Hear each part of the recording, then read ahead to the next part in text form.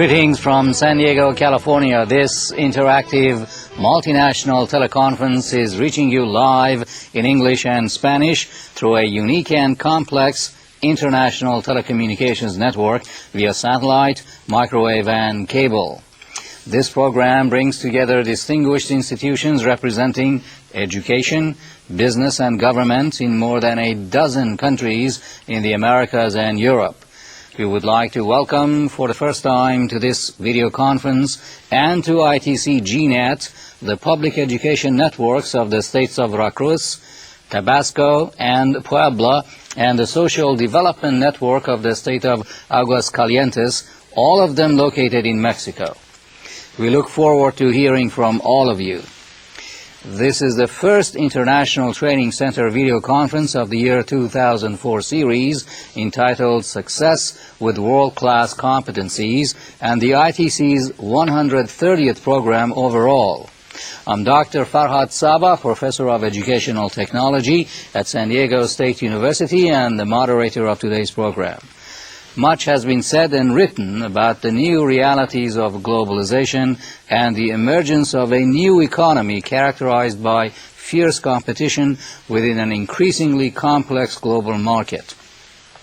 But productivity and profitability, the pillars of success for free enterprise, are now being tested in a world of growing economic and social disparity where communities are facing an ever greater need for philanthropy and humanitarian assistance. A growing number of successful organizations are now merging their business for-profit objectives with a significant social non-profit goal or cause in order to be increasingly viable and globally competitive in their evolving communities and service areas.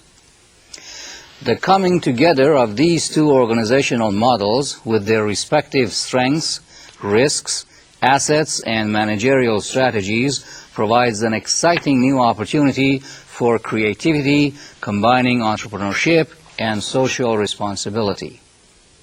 This exciting video conference will discuss both the process and results of integrating business and social goals to maximize organizational success in any endeavor. This strategy, coined free market fusion by the distinguished invited speaker, Mr. Glenn R. Jones, provides a unique opportunity for global-scale innovation, creative technology development, and solidarity. The World Wide Web and other well-known examples that are the products of this new phenomenon will be discussed and analyzed. Viewers will also be provided guidelines for effectively implementing the major steps or phases of the free market fusion process within their organizations or communities of interest. In Module 1 of this program, entitled Free Market Fusion, Global Convergence of the Business and Social Organizational Models, our distinguished speaker will define the concept of free market fusion, describe the theory behind the concept, and explain how the concept and its underlying theory have helped in developing one of the most successful cable television enterprises in the United States. In Module 2, Mr. Jones will outline and describe the major strategies of a free market fusion process and explain how Jones International University harnessed the power of cable television and the Internet to develop a world-class educational enterprise. Glenn R. Jones is Chancellor of Jones International University, which was the first fully online university to receive accreditation from a nationally recognized regional accrediting agency here in the United States. A successful entrepreneur, Mr. Jones has spent 3 decades extending the reach of technology, first by bringing cable television to American homes via Jones Intercable Incorporated, one of the 10 largest cable television companies in the United States.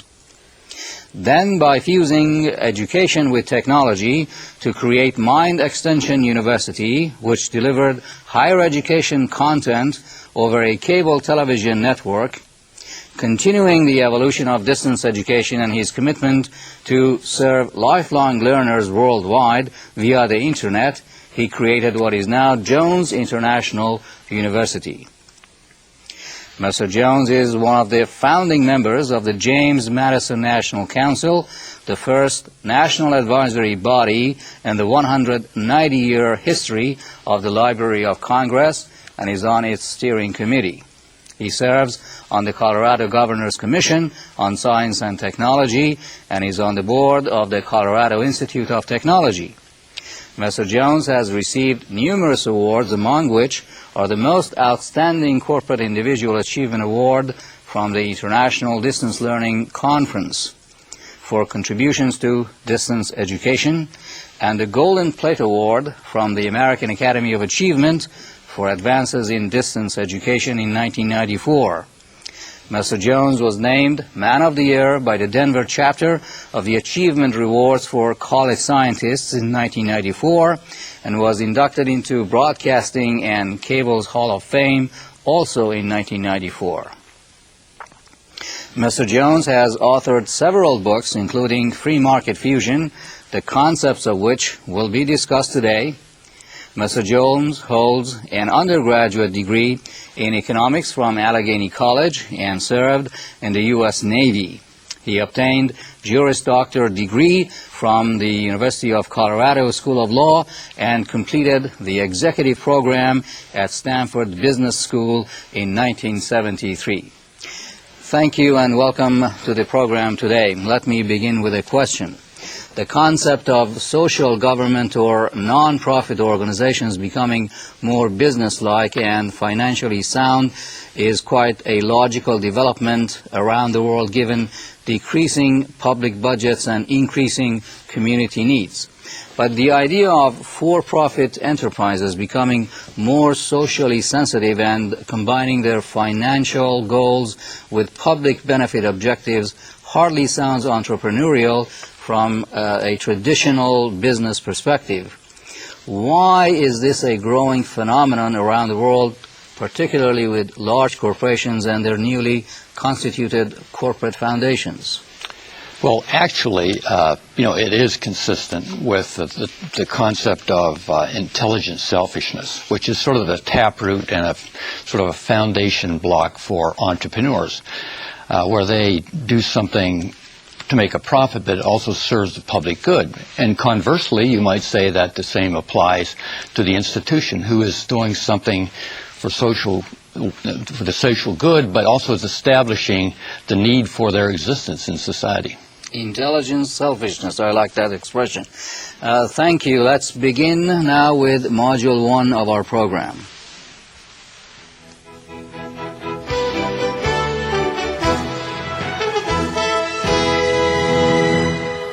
Thank you for your generous introduction and for the opportunity to discuss my ideas on business entrepreneurship before an international audience. Much of what we will discuss here today is based on my own experiences with entrepreneurship, technology, and education. But the proof of what I will explain is right here before your eyes, in the reality of this video cast. Global, or free market fusion, the marriage of the basic principles of good, innovative entrepreneurship and the need to jumpstart innovative businesses for the benefit of people everywhere is all around us. As I'll point out in a few minutes, there are many examples that benefit the public at large throughout the community of nations. First, just what is free market fusion? It is an entrepreneurial approach to identifying and creating opportunities for innovative solutions.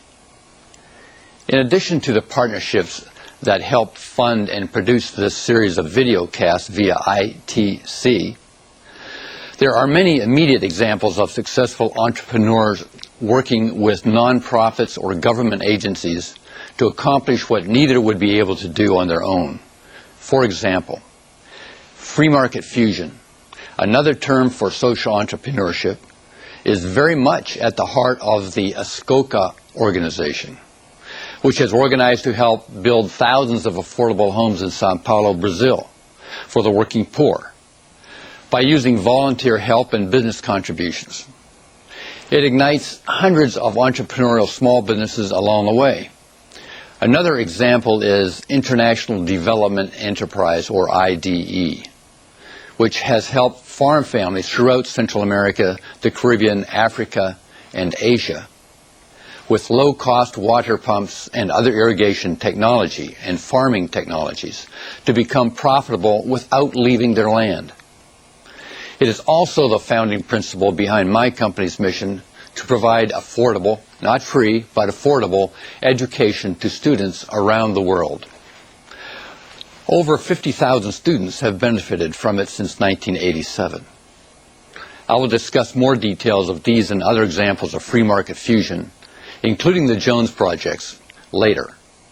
In a few minutes, we will go into some of the details of the business theory of free market fusion, which you also can get from my book, freemarketfusion.com.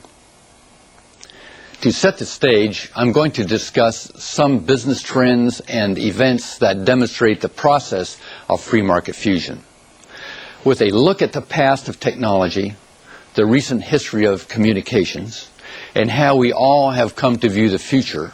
We can appreciate the logic of a new business approach. As my biography and introduction indicate, the forces of telecommunications and media have shaped most of my career. My original company, Jones Intercable Inc., was once the upstart cable TV companies, one of them, of the late 1960s. As many of you know, U.S. TV networks first ignored, then laughed at cable.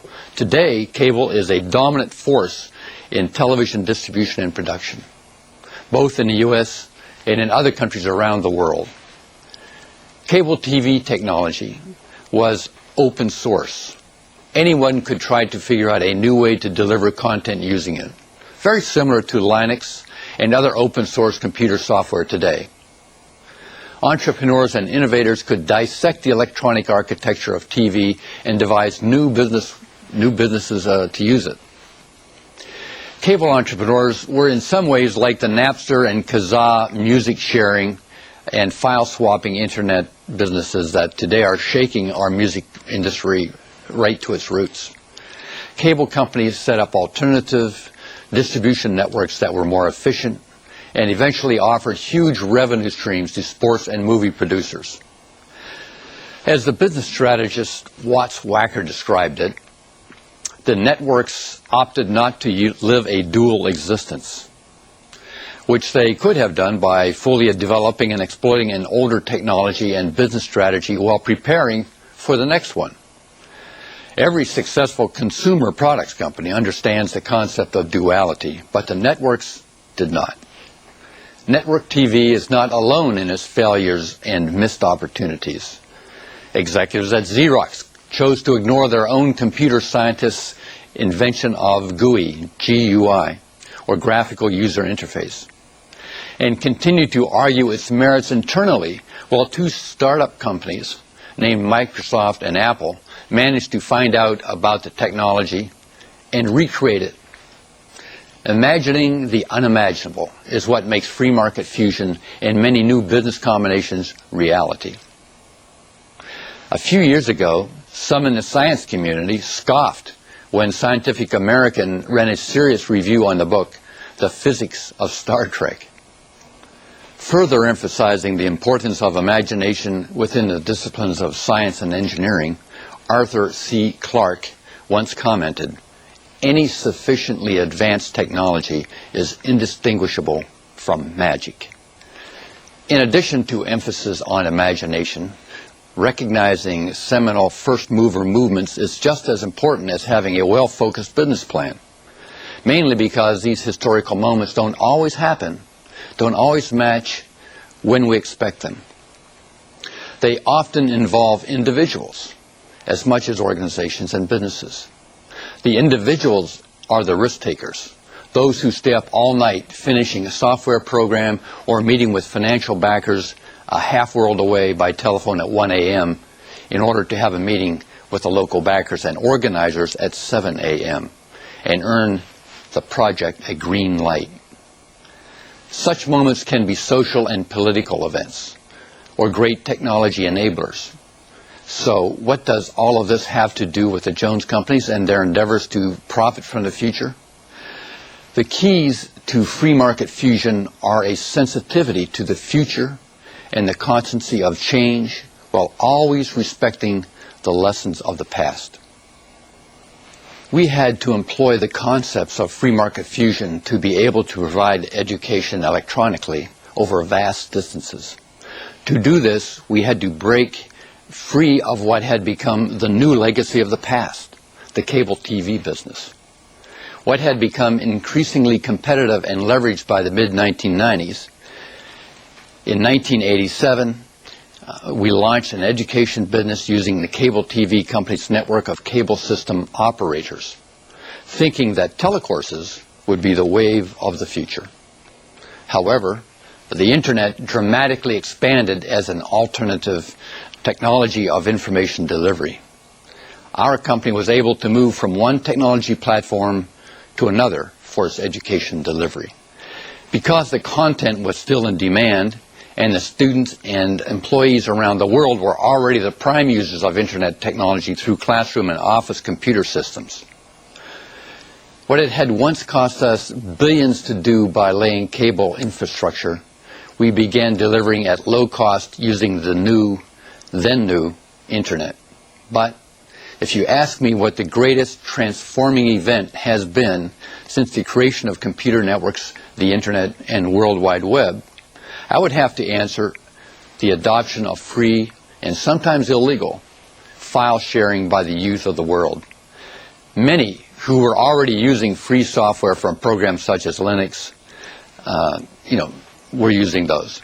These events undermined all of the traditional entrenched sources of power in computers, software, media distribution, and control of intellectual property. In the mid-90s, it was assumed that the Internet would run on central computer servers. Napster proved that it can run on a collection of devices throughout the net and on the fringe, owned and controlled by no central authority. And this affects far more than music file swapping. It is movies, it is digitized books and library archives, it is company databases, and it is education content. In the latter case, the very so-called criminals who stole tracks from Celine Dion's albums in 1998 may be our online student applicants of 2004. As one business analyst said about technology, intelligence always moves to the edge of the network, and I would add, keeps expanding from there. Now let's look at some of the fundamentals as we know. In science, fusion occurs when two elements combine to create different elements and simultaneously release a tremendous amount of energy. Free market fusion is an idea borrowed from the world of science. It is a management process that is dynamic and creative. Free market fusion is the coming together of two or more entities, one or more of which is characterized as a for-profit enterprise and one or more of which is characterized as an institutional, non-profit, quasi-governmental, or government entity. In the free market fusion process, each entity contributes its particular strengths to the project. The catalyst and key ingredient is leadership. The champion, while some may be quick to reach the conclusion that leadership will be provided by the freewheeling entrepreneur, this is not always the case.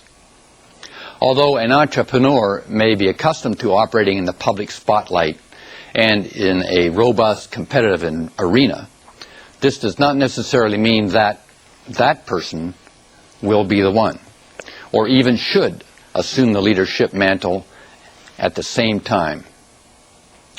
Leadership encompasses much more than just assuming the role of primary public spokesperson. The most critical leadership activities are planning, organizing, networking, and acting as a missionary within the organizations involved by persuading and recruiting supporters internally for a new concept.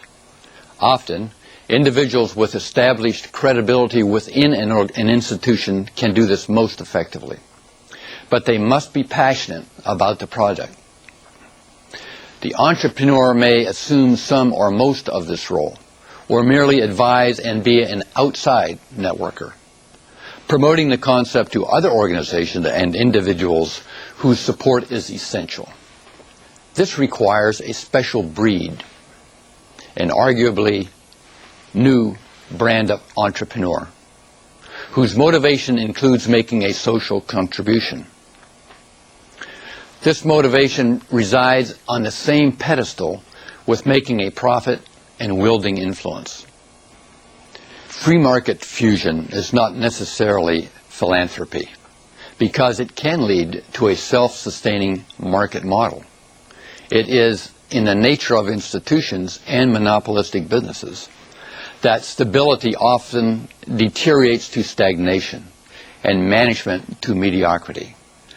Thomas Jefferson recognized this possibility when he wrote, "I am certainly not an advocate for frequent and united or untried change in laws and constitutions, but laws and institutions must go hand in hand with the progress of the human mind."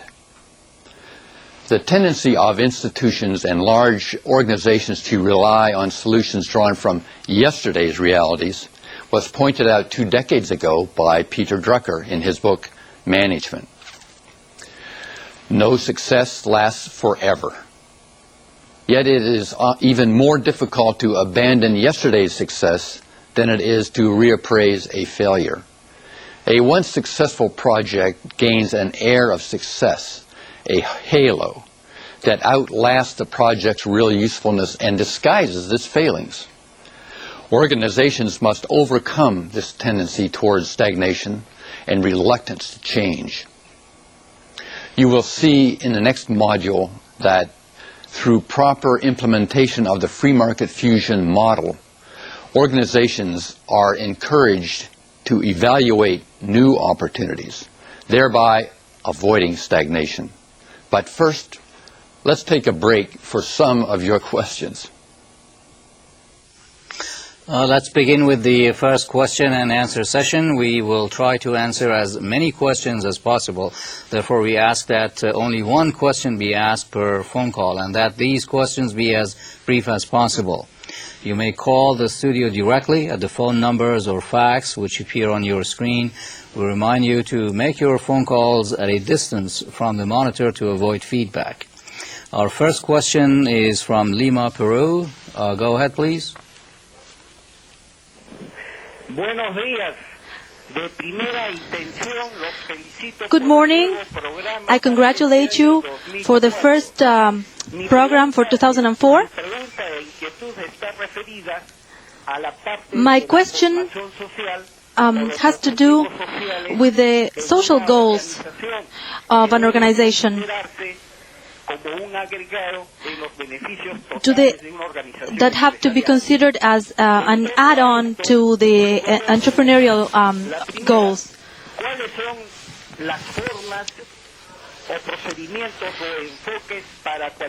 Which are the ways in which we can quantify the social goals and the social benefits, and how can you motivate the corporations to have a goal of social objectives so that they can integrate them into their for-profit goals and justify their overall goal as a company.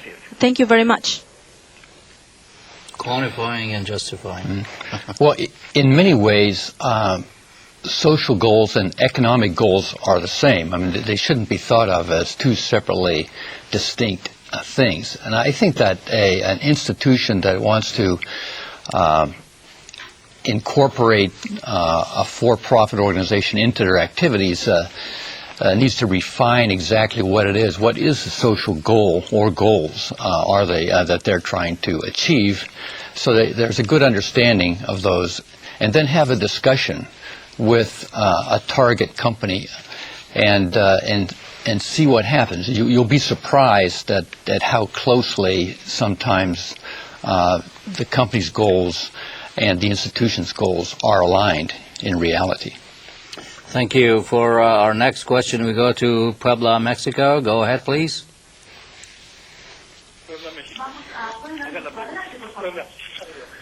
Good morning. Sí, Bueno, hablamos del estado de Puebla, México, we're speaking from Puebla, Mexico, del Benemérito Instituto Normal del Estado. from Instituto Normal del Estado. La pregunta es la siguiente, felicitando de antemano We congratulate you in advance, al conferencista, el señor Jones. today's speaker, Mr. Jones. Nuestra preocupación es la siguiente. Our concern Sabemos que today tiene is that organizada una biblioteca global. we know you have a global library, Nuestro interés es saber and we want to know cómo pueden accesar a ella how it can be accessed. nuestros alumnos que pertenecen Our students, al sistema de educación pública. our students from the public education system, because our resources, our economic resources, Con los que cuentan los estudiantes are limited. es And escaso muchas gracias. y sabemos que And el uso de esta biblioteca we know that the use of this tiene library un costo quizás elevado may have a high cost. y sería muy interesante que nuestros alumnos And it would be pudieran interesting consultar that our students los would be miles de able libros que la conforman. to consult all the books that are part of this library. Muchas gracias. Thank you very much. Well, number one, you can access the library by going to jones.com and drilling down, or you can go to jonesinternational.edu or eGlobal Library on the internet and drill down and see what all is involved there. But it is a very expansive library. It contacts, or it is linked to about 8,000 libraries and digital resources around the globe, and they're the best of breed on the web, and they're all annotated, including the Library of Congress is one of the links. And it's very modestly priced, so it can be self-sustaining. And but contact us. Come to those sites and then contact us directly. Thank you. For our next question, we go to La Habana, Cuba. Go ahead, please. Buenos días a todos los participantes de esta videoconferencia de hoy. Good morning Nuestra pregunta to everybody. es lo siguiente. En la experiencia cubana, donde para todas las empresas está bien clara y In our definida la Cuban misión experience, social, las utilidades the financieras, social goals ¿qué ideas of podría usted the aportarnos for-profit para hacernos is very clear. autosuficientes? And what ideas can you give us for us to be self-sufficient? Could I have a little more definition for whom to be self-sufficient? Sí.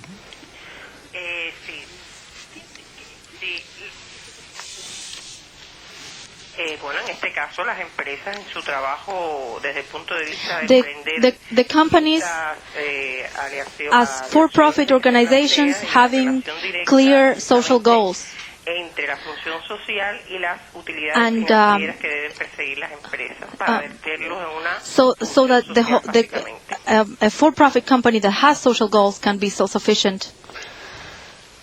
I see. Well, I think a for-profit company